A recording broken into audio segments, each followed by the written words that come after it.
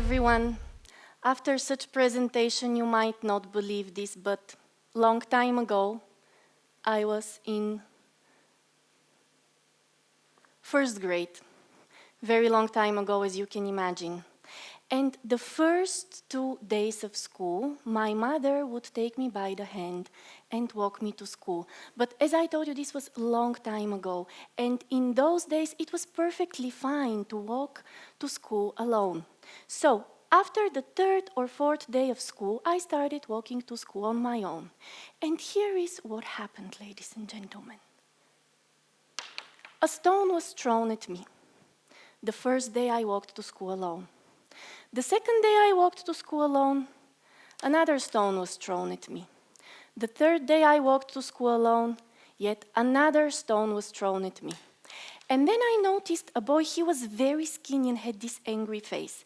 And he was the one throwing stones at me. So I tried chasing him. I tried finding him in school and talking to him, but nothing really worked.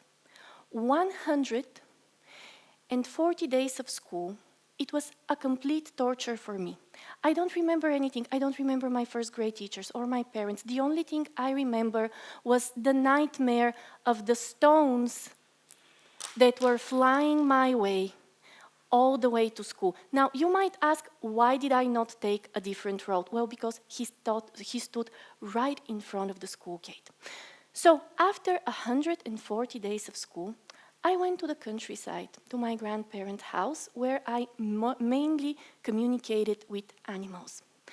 And right after spring break, I came back to school, and walking towards the school, no stone flew to me. No one threw a stone at me.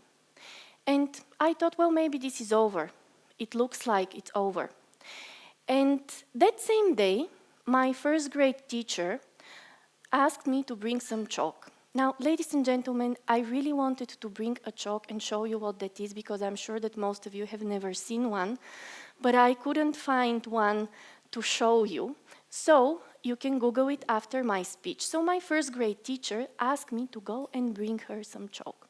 And I did, but I had to travel to a distant place of the school, where, ladies and gentlemen, I saw who? The skinny boy with the angry face. I gathered all my strength, walked towards him. It turned out that he's a bit shorter. Grabbed him by the shoulders, shook him really hard, and delivered the message. It was a long time ago, so I cannot cite myself, but I delivered the message that if he ever threw a stone at me again, that would be the last thing that he has done in his life. Now, interestingly, right after this incident, no more stones were thrown at me. However, I noticed something else. I noticed someone else. I noticed Lydia, the girl that for 141 days in school was sitting next to me. Not only I noticed her, but I noticed that she was not particularly happy. And although she was an A student and super smart, she was not always bringing homework to school. So I started talking to her. I invited her in my home. We played together. By the end of the school year, Lydia shared that she had never had a better friend than me in her entire life, which was not very long. We were first grade. But then I realized, and of course, I realized that later, reflecting on my early childhood experience, that caring doesn't thrive in misery. So I was in misery, and as I was in misery, I didn't notice Lydia's suffering, so I could not care. I had no space for caring. But later on the summer, Lydia and I, as we became very good friends, we were walking in the neighborhood where we both lived and studied. And we decided to go right to the end of the neighborhood in some sort of a ghetto area, where we noticed in a very bad-maintained house, to put it mildly, in the yard of that very bad-maintained house, a boy, that same boy. And right after I thought, well, our first encounters haven't been very nice, I should go and talk to him. So right before I decide to go and talk to him or call him, a female figure came outside the house. She looked like someone had just hit her, and she started yelling at the boy. So my conclusion was, of course, that caring cannot thrive in personal misery. And from the point of view of science, as we are children, our subjective experience is much defined by the important adults around us. However, as we grow up, we are fully equipped to take care of our personal experience. And then, as we grow up, living in personal misery becomes a choice rather than a circumstance. And all of us have heard of those children who have lived in horrific conditions and yet have become a caring individuals. But ladies and gentlemen, unfortunately, they are exceptions. The rule is that as we grow up, we mostly take in the behaviors that we have observed and experienced in our life. But what happens as we grow up? What happens as we become adults? One of my first adult hobby was dancing salsa. And as you know, in most salsa classes, there is this big mirror in front of everyone, and people are dancing, trying to make the moves, and usually the teacher is demonstrating the move. Now, I would like to mention that my teacher was a complete grown-up, so not a first grader. I never really asked her how old she is, but it looked like she was at least 25 years old. And we were all dancing, right? And usually what happens if you're a dance teacher and people dance behind you, right? Sometimes you might want to turn around and see how they're doing. You might even correct them if they're not doing the mistakes right. So 2 years of salsa dancing, and I go to a salsa party, and it happens that there is a Cuban there, and he explains that I have learned nothing of salsa, and that maybe I'm doing some moves, maybe I'm feeling the music, but what I'm dancing is not salsa. So in 2 years, I have not learned anything. And I asked myself, how comes? How comes that with an adult teacher, I have not learned even the basic moves of salsa? Next time I went to salsa class, I noticed that my salsa teacher is looking in one point in the mirror, and that's herself. She is, I believe, the dictionary definition of someone who is full of themselves. So this night, as I went to salsa class, I realized that probably the reason why I'm not learning anything is the fact that my salsa teacher is the dictionary definition of someone who is full of themselves. That same evening, I was a teacher at the time in this school, I received an assignment from a student. And I opened it, and I read it. And my first thought was, you're not listening to what I'm teaching in class. You have not been listening for the past 6 months. I absolutely must tell you, you have not been listening to what I have been teaching in the past 6 months. So I opened the computer, and I was ready to send that email. And how many of you think I sent that email explaining that you have not been listening in the past 6 months to what I have been teaching in class? So how many of you think I sent that email? Good, I'm happy that I see some faith in teachers. I did not. I did not send that email. I was thinking about that, but I did not send that email. Instead of this, I talked to my students.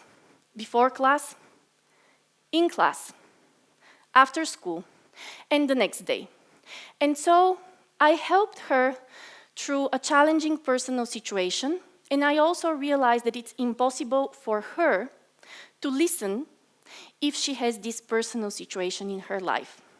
And this got me thinking, how comes that an adult individual, not necessarily smarter than my salsa teacher, has space in their mind and in their heart for their students? And how comes that another adult individual has no space in their mind, in their heart, in their classes for their students? And of course, I have not examined the personal history of my dance teachers. of my dance teacher, but ever since I had 10 more dance teachers, not in salsa, in oriental dances, I changed the style. And I happened to interview all 10 of them. And I will tell you what I found out.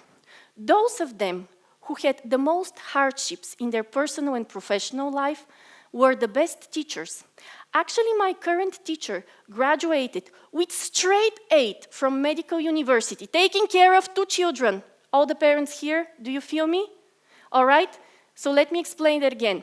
Graduated from medical school with straight 8s, taking care of 2 children, and at the same time, every time she went to class, she would say, this is left, this is right, this is your left foot, this is your right foot. No, not the hips, right? So in her heart and in her mind, she did have space for us. So I shared 2 stories. The first one, it's about the fact, because I know that there are some parents here, that as we grow up and we develop our empathy muscles, it's pretty much defined by how much subjective misery we experience. And ladies and gentlemen, misery, it's not always objective. Misery, it's not always living in the ghetto with a male figure who is abusing a female figure. Misery, it's purely subjective. The second story demonstrated that sometimes a hard life or overcoming challenges might lead to us opening up for more caring and for more love. Now, let's look at science in an inquiry-based way. First of all, because I don't think that you would like to listen to me all day. We don't have that much time. And second of all, because science in itself, it's asking questions more than providing definite answers. So as we look at the science of evolution,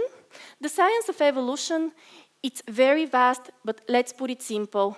It goes around 3 basic human drives: survive, procreate, take care of one's kin. How is that related to caring? Not only humans, but other mammals, like monkeys and chimpanzees, are genetically designed to care not only for their offspring, but also for their kin. So, we are designed to care in order to survive. We can question this, and you can do that as much as you like, but this is what the science of evolutionary psychology tells us. Now, the science of the brain, which is very much still in progress, tells us that there are certain areas of our brain which might be related to caring. And I will just briefly mention 3 of them. The first one is the prefrontal cortex, which is responsible for our executive functions or discipline.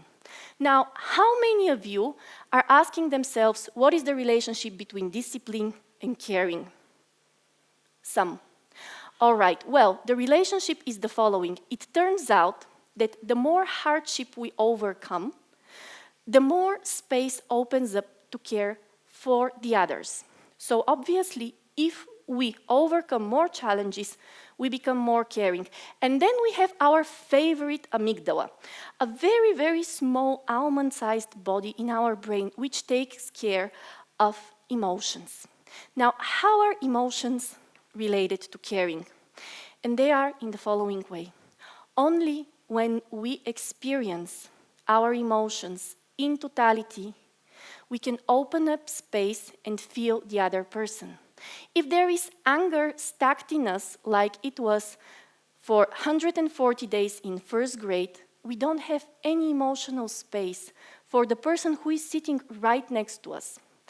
If, for some reason, we have emotions which we have not processed, even if they're not politically correct, we would be teaching and we would have no idea what is happening with the students behind us who maybe wish to go to a salsa party and be able to dance. This is what the science tells us, but I believe that the science poses more questions than provides answers. And then I ask, is this all about caring? Is it all about evolutionary psychology or the brain? And the answer is not. Caring, I believe, it's not a phenomenon in itself. Caring is the aroma of personal thriving. And personal thriving can only exist when we acknowledge and take care of our needs, and when we open up for new experiences, when we face our demons. So if we want to be a caring individual, we should ask ourselves, are we taking care of our needs? If the answer is no, then obviously we should do so. If the answer is yes, then we can turn to the person next to us and just see them and feel them. And I would like to leave you with this one message. You can never force an aroma from a flower. There either is the aroma or the flower, or there is not. And caring, it's not the phenomena. Caring is the aroma, is the product of personal thriving, of taking care of our needs of emotions, and being total in expressing our angers. But if you are not in first grade, don't go and shake someone. Go to a range room. Thank you, ladies and gentlemen. Have an amazing day.